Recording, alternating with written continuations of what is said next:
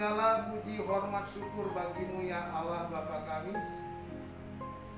Bapa yang kami puji, kami kenal, kami sembah di dalam Tuhan kami Yesus Kristus, Juru Selamat kami, yang sudah mati menggantikan kami di bukit Golgota di atas Kalvari, sehingga kami mendapat anugerah pengampunan dosa. Terima kasih Tuhan, anugerah yang besar. Dan kami Engkau ajar, Engkau didik untuk selalu mengandalkan Engkau, hidup di bawah kaki-Mu, sehingga kami hidup berkemenangan dan mendapatkan yang terbaik daripada-Mu ya Tuhan. Pagi hari ini ya Tuhan, kami buka hati kami, pikiran kami, jiwa dan roh kami. Kami mau membaca firman Tuhan. Kami mau mendengarkan suara-Mu berbicara kepada kami masing-masing, agar firman Tuhan memberikan kami semangat baru, kekuatan baru, dan kemenangan demi kemenangan menghadapi segala pergumulan yang kami hadapi di masa pandemi ini. Berbicaralah ya Tuhan kepada kami siap mendengar. Di dalam nama Tuhan Yesus Kristus Tuhan kami berdoa. Haleluya. Amin. Silakan duduk kembali. Saudara-saudara yang dikasihi Tuhan, hari ini firman Tuhan dari kitab Injil Lukas pasal yang ke-10 ayat 38 sampai ayat 42. Lukas pasal 10 ayat 38 sampai ayat 42 yang berbunyi demikian. Ketika Yesus dan murid-muridnya dalam perjalanan, tibalah ia di sebuah kampung. Seorang perempuan yang bernama Marta menerima dia di rumahnya. Perempuan itu mempunyai seorang saudara yang bernama Maria. Maria ini duduk dekat kaki Tuhan dan terus mendengarkan perkataannya. Sedang Marta sibuk sekali melayani. Ia mendekati Yesus dan berkata, "Tuhan, tidakkah Engkau peduli bahwa saudaraku membiarkan aku melayani seorang diri? Suruhlah dia membantu aku." Tetapi Tuhan menjawabnya, "Marta, Marta, engkau khawatir dan menyusahkan diri dengan banyak perkara. Tetapi hanya satu saja yang perlu. Maria telah memilih bagian yang terbaik, yang tidak akan diambil daripadanya." Demikian firman Tuhan. Judul khotbah saya hari ini adalah memilih yang terpenting. Di dalam kehidupan kita setiap hari, kita pastilah dihadapkan dengan pilihan-pilihan. Pilihan-pilihan tertentu untuk kita lakukan di dalam kehidupan kita. Mulai dari kita bangun dari tidur, ada pilihan-pilihan yang kita lakukan. Memilih untuk melanjutkan tidur kita karena merasa masih ngantuk, atau memilih untuk bangun. Dan ketika kita bangun, kita juga melakukan pilihan, memilih untuk segera keluar dari kamar dan mencari handuk untuk pergi mandi, atau datang duduk di hadapan Tuhan, menyerahkan hidup saudara, bersyukur perlindungan Tuhan sepanjang malam dalam doa, dan membaca firman Tuhan. Dan seterusnya, ketika kita melakukan pekerjaan-pekerjaan kita di tempat bekerja, di sekolah, dimanapun, di rumah, kita diperhadapkan dengan pilihan-pilihan. Saudara-saudara yang dikasihi Tuhan, hari ini kita belajar untuk memilih hal yang terpenting. Marilah kita masing-masing mulai hari ini dapat memilih hal-hal yang terpenting, yang terutama, yang akan kita dahulukan untuk kita lakukan di dalam kehidupan kita. Kita belajar pada suatu kali di sini diceritakan Yesus masuk ke suatu kampung, dan di sana dia bertemu dengan seorang perempuan bernama Marta yang menerima Yesus dan murid-muridnya di rumah Marta. Marta mempunyai seorang saudara perempuan bernama Maria. Dan kemudian ketika Yesus masuk di rumah Marta, Yesus mulai mengajar di sana. Dan kemudian Marta sibuk melayani orang-orang yang hadir di rumahnya. Dan Maria duduk dekat kaki Yesus mendengarkan Yesus mengajar, memberitakan firman. Saudara-saudara yang dikasihi Tuhan, diceritakan juga bahwa Marta akhirnya merasa sedikit terganggu dengan sikap Maria. Dia merasa sedikit kesal dan berkata kepada Tuhan, "Tuhan, tidakkah Engkau peduli? Sementara aku sibuk melayani saudaraku duduk diam saja di sana. Tidakkah Engkau suruh dia membantu aku melayani supaya bisa menolong aku?" Tetapi Yesus justru menegur Marta dan berkata, "Marta, Marta, engkau khawatir dengan banyak hal, tetapi Maria telah mengambil bagian yang terbaik yang tidak akan diambil daripadanya." Dari sini kita belajar siapakah pribadi yang mengambil atau memilih hal yang terbaik. Marta memilih, Maria memilih. Masing-masing memilih bagiannya sendiri. Marta memilih melayani dan sibuk dengan pekerjaan. Maria memilih untuk duduk mendengar di kaki Yesus. Jadi kalau saudara-saudara, 3 hal yang kita pelajari dalam ayat-ayat ini, yaitu 1, pilihan kita menentukan apa yang kita lakukan. Itu yang pertama. Pilihan kita menentukan apa yang kita lakukan.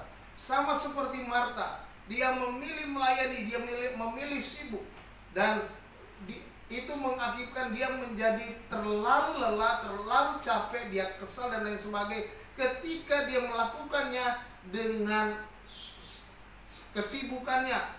Sehingga ketika melihat Maria yang duduk, Maria memilih untuk duduk dekat kaki Yesus. Ini yang dilakukan keduanya sesuatu yang berbeda. Maria memilih duduk dekat kaki Yesus. Marta memilih melayani. Saudara-saudara dikasih Tuhan, kedua-duanya sebenarnya memilih sesuatu yang baik. Tetapi oleh karena Marta memilih melayani, tetapi dia dengan merasa beban dalam melakukan tugasnya melayani, dia menjadi kesal. Dia menjadi merasa tidak dipedulikan, ya, sehingga dia berkata kepada Yesus, "Tuhan, tidakkah Engkau peduli?" Seolah-olah dia mau melihat, "Tuhan, aku sudah melayani, aku capek, aku melakukan semuanya melayani kalian yang hadir di sini, sementara Kau tidak peduli dengan membiarkan aku melayani adikku di situ, duduk-duduk manis saja, tidak mau bergerak membantu aku." Saudara-saudara, pilihan Marta melayani adalah pilihan yang baik bagi seharusnya. Tetapi kalau dilakukan dengan tidak sepenuh hati, dilakukan hanya untuk sesuatu yang lain, tentunya dia menjadi kesal. Marilah kita memilih melakukan dengan apa yang kita sudah pilih dengan segenap hati. Lakukanlah pilihan-pilihan saudara dengan sebaik-baiknya. Sebab pilihan menentukan apa yang saudara lakukan. Ketika saudara memilih bangun dari tidur dan kemudian memilih untuk duduk diam di hadapan Tuhan, berdoa dan menyerahkan hidup saudara, bersyukur perlindungan Tuhan sepanjang malam, itu adalah pilihan yang terbaik. Daripada saudara bangun lalu saudara mencari handuk, lalu terburu-buru dan merasa ini sudah jam berapa, aku harus berangkat, aku akan terlambat dan lain sebagainya. Akhirnya kita dipenuhi dengan rasa kesal, rasa capek, rasa tidak berdaya karena kita memilih sesuatu yang salah. Pilihlah bagi saudara, tentukanlah bagi saudara apa yang terbaik yang saudara lakukan. Yang terutama adalah apakah hal itu memuliakan Tuhan atau tidak. Itu yang penting. Ketika saudara memilih, pilihlah suatu keputusan atau tindakan yang memuliakan Tuhan. Pilihlah sesuatu yang menyenangkan hati Tuhan. Sama seperti kita suka nyanyi, kan? Kita nyanyi apa? menyenangkanmu, senangkanmu, hanya itu kerinduanku. Menyenangkanmu, senangkan hatimu, hanya itu kerinduanku. Benarkah ini menjadi kerinduan saudara? Benarkah ini menjadi sesuatu yang saudara rindukan untuk menyenangkan hati Tuhan? Atau hanya sekedar lip service, hanya lip sync, hanya untuk berbicara saja supaya kita kelihatan menyanyi, supaya kita kelihatan lebih rohani daripada orang lain? Saudara, gue dikasih Tuhan, ketika saudara benar-benar menyanyikan lagu ini, lakukan itu dengan sepenuh hati. Dan ketika saudara memilih, bagi saudara pilihan-pilihan yang menyenangkan hati Tuhan, saudara telah memilih yang terbaik. Saudara telah memilih yang terbaik ketika saudara memilih untuk menyenangkan hati Tuhan. Apapun tugas, panggilan, semua yang saudara lakukan di rumah, di sekolah, di tempat kerja, di mana saja, di gereja, di persekutuan, pilihlah pilihan-pilihan yang menyenangkan hati Tuhan. Pilihlah tugas-tugas yang menyenangkan hati Tuhan. Jangan hanya mau kita menyenangkan hati kita, tidak enak, saya maunya begini dan begitu. Ya mungkin hal itu baik saudara pikir, tetapi tidak menyenangkan hati Tuhan. Maria telah memilih yang terbaik, kata Tuhan. Ini yang harus kita lakukan, memilih yang terbaik. Pilihlah yang terbaik dari setiap pilihan yang kita hadapi dalam hidup kita sehari-hari. Pilihan kita menentukan tindakan kita. Pilihan saudara menentukan masa depan saudara. Pilihan ketika saudara memilih kemana saudara harus melangkah, kemana saudara harus bekerja, kemana saudara harus memilih sekolah. Semua itu menentukan masa depan saudara. Apa yang terjadi sekarang ini terhadap saudara dan saya adalah pilihan-pilihan yang kita buat di masa yang lalu. Dan apa yang terjadi di masa depan adalah pilihan-pilihan yang kita buat pada masa sekarang. Oleh sebab itu, saudaraku yang dikasihi Tuhan, perhatikan dengan baik, sungguh-sungguh, camkan, pilihlah yang terbaik, karena mempengaruhi masa depan saudara, hidup saudara di hari yang akan datang ditentukan oleh pilihan-pilihan saudara hari ini. Amin. Amin. Yang kedua, setiap pilihan atau pilihan-pilihan kita itu selalu mempunyai tujuan. Sekali lagi, setiap pilihan selalu mempunyai tujuan. Kita perhatikan di sini, kita melihat bahwa Marta mencari penghargaan, mencari penghormatan dengan melakukan melayani, tapi dia mencari penghormatan sehingga dia berkata, Tuhan, Engkau tidak peduli. Di sini menunjukkan bahwa dia ingin dihargai, dihormati, ingin dinilai bahwa dia telah melakukan yang terbaik. Aku melayani Tuhan, aku melakukan yang terbaik untuk Tuhan. Maaf, saya minum sebentar. Saudara-saudara yang dikasihi Tuhan, kadang kita juga merasa sudah memilih yang terbaik. Kadang kita merasa sudah mengambil keputusan yang terbaik. Tetapi kalau kita melakukannya hanya untuk mencari hormat, hanya untuk minta dihargai, hanya untuk minta dihormati, minta dinilai baik oleh orang lain, tak ada gunanya. Lakukanlah pilihan-pilihan terbaik saudara dari hati, dengan motivasi yang benar, dengan motivasi yang tulus. Maria memilih mendengar Tuhan, memilih untuk menyerahkan waktunya, memilih untuk menyerahkan hatinya, memilih untuk menyerahkan telinganya untuk mendengarkan sabda Tuhan, untuk mendengarkan pengajaran, untuk memenuhi kehidupan rohaninya. Dia memilih yang terbaik dan duduk diam mendengarkan Tuhan berbicara. Pilihan ada di tangan saudara. Pilihan ada di tangan saudara. Dan apa tujuan saudara? Maria memilih dengan tujuan untuk mendengar Tuhan. Dia memilih duduk diam untuk mendengar. Kita memilih untuk apa? Coba perhatikan, coba renungkan, coba pikirkan kembali ketika kita memilih sesuatu. Untuk apa? Apakah ini berkenan kepada Tuhan? Apakah hal ini sesuatu yang Tuhan mau untuk saya lakukan? Kalaupun saudara sudah melakukan sesuatu, mengambil bagian dalam pekerjaan-pekerjaan saudara di rumah, sebagai seorang istri, lakukan pekerjaanmu dengan tidak merasa kesal, tidak merasa marah oleh karena engkau sudah terlalu sibuk dan terlalu menyiapkan segala sesuatu dan merasa kesal. Aduh, kalian ini berisik, aku udah capek, saya sudah siap. Gak perlu. Lakukan dengan sukacita. Ketika kita menyiapkan makanan bagi keluarga, siapkan dengan sukacita, maka makanan itu akan menjadi berkat bagi seluruh anggota keluarga.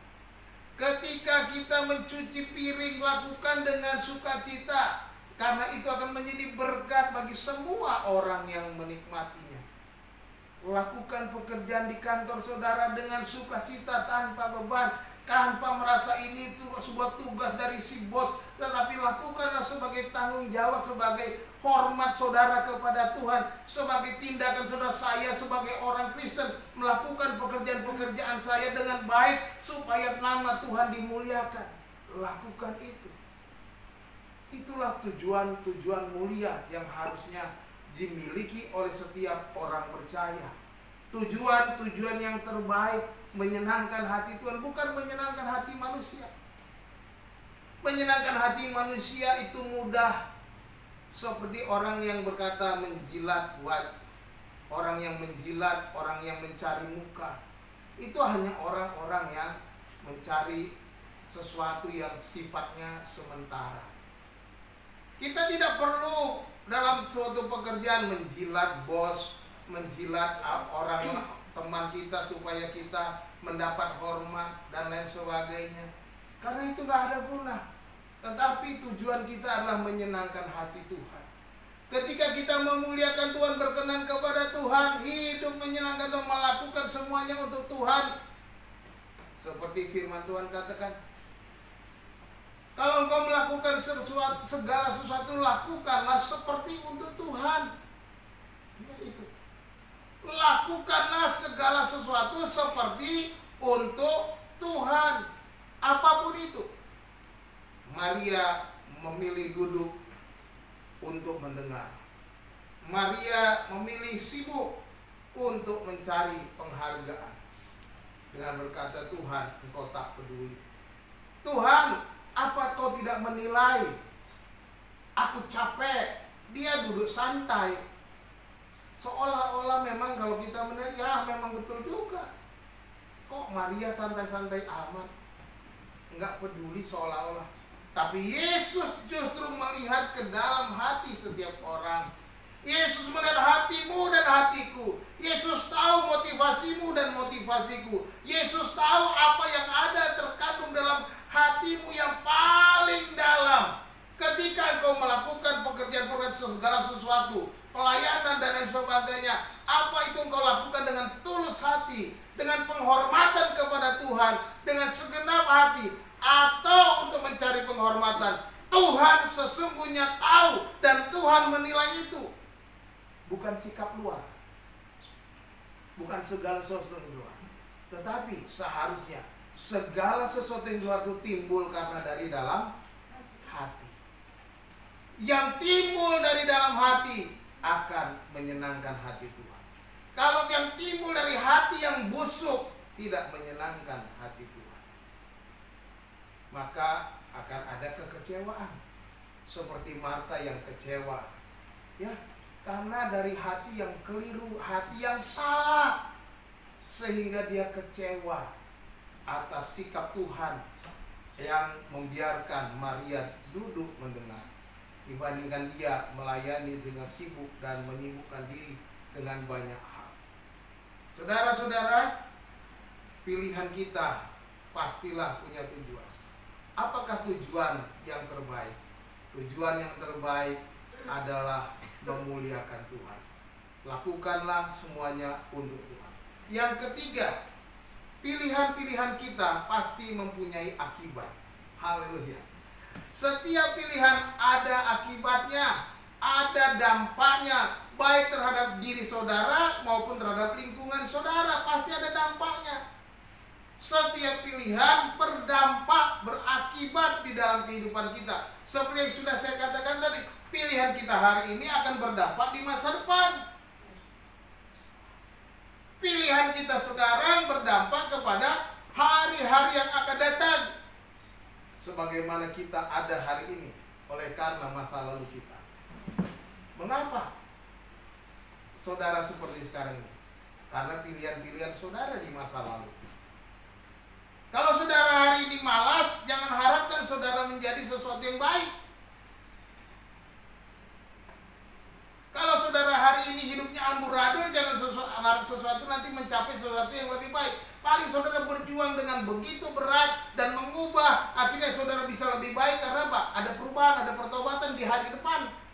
Tapi kalau saudara tidak bertobat seterusnya, maka saudara tidak akan mendapatkan apa-apa. Oleh sebab itu, jangan tunggu nanti bertobat. Bertobat sekarang, karena itu punya dampak, punya akibat. Jangan berubah nanti saja, saya mau berubah.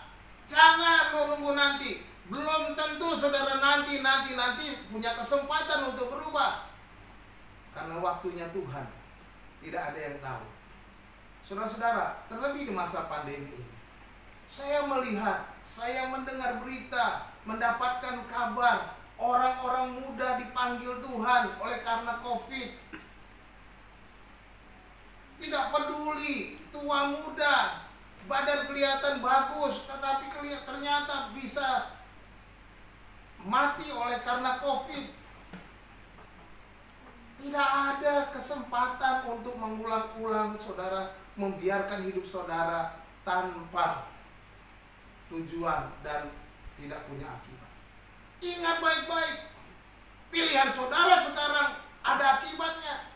Oleh sebab itu jangan menunda-nunda untuk berubah, jangan menunda-nunda untuk bertobat. Perubahan hidup ini menjadi penting. Lakukan hari ini, sekarang juga. Ketika saudara mendengar firman Tuhan ini, jangan keraskan hatimu, tapi berubahlah, bertobatlah, karena itu punya dampak. Pilihlah untuk mendekati Tuhan, pilihlah untuk hidup dalam Tuhan, pilihlah untuk hidup di dalam kekasih Tuhan. Ini yang harus kita ingat baik-baik. Semua punya akibat. Maria dikatakan oleh Tuhan Yesus mendapatkan yang terbaik. Maria telah mendapatkan yang terbaik kata Tuhan. Tetapi Marta justru mendapatkan apa? Kecapean, mengecewakan dirinya sendiri. Dia justru tidak mendapatkan apa-apa dari apa yang dia lakukan. Ini adalah kesempatan bagi kita, bahwa setiap pilihan selalu mempunyai akibat. Akibat ini harus kita tanggung, kita terima. Resikonya ada. Oleh sebab itu saudara yang dikasihi Tuhan, mengapa kita tidak memilih yang terbaik, memilih sesuatu yang menyenangkan hati Tuhan, memilih dengan tujuan motivasi yang benar, menyenangkan hati Tuhan, memuliakan Tuhan, melayani Tuhan dengan sepenuh hati, tanpa mencari hormat, tanpa mencari penghargaan, tanpa untuk meninggikan diri, tanpa untuk mengangkat derajat saudara, tetapi untuk merendahkan hidup saudara sendiri, merendahkan diri di hadapan Tuhan. Tuhan akan meninggikan engkau, Tuhan akan mengangkat engkau. Ketika kita merendahkan diri, Tuhan akan mengangkat kita, meninggikan kita. Biarkan Tuhan yang meninggikan. Itulah dampak yang kita terima. Jangan kita yang mencari kesempatan untuk meninggikan diri. Berbahaya, berakibat fatal. Saudara tidak akan menerima yang terbaik seperti Maria. Jadi 3 hal ini harus kita ingat. Dengan mengingat ini, maka mulai dari sekarang saya akan membuat pilihan-pilihan